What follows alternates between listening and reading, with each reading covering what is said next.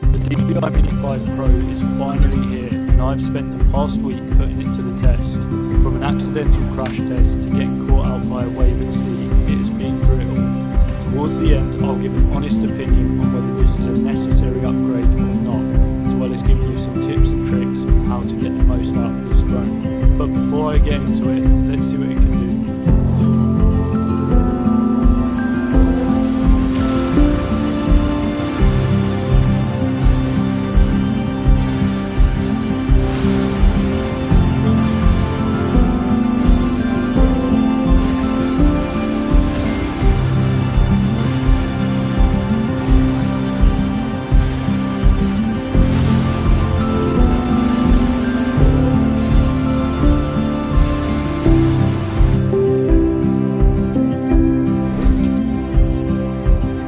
One of the most exciting new features is the 2x telezoom, which is not a separate lens but it still creates that background compression effect.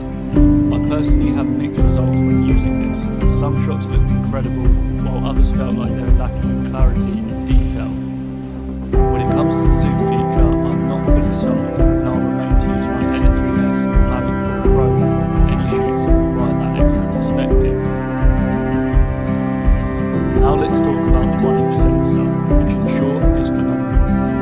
I took this out in various conditions and it never failed to amaze me with the performance. Even at night and in low light, the shots were great, with the settings I used on the screen.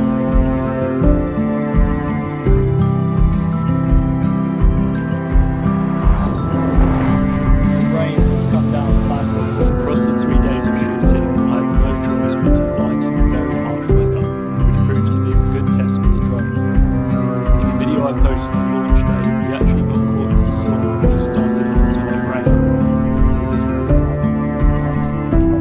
The camera kit was soaked, but to my surprise, after leaving it to dry, the drone and remote worked fine. I don't recommend flying in these conditions nonetheless.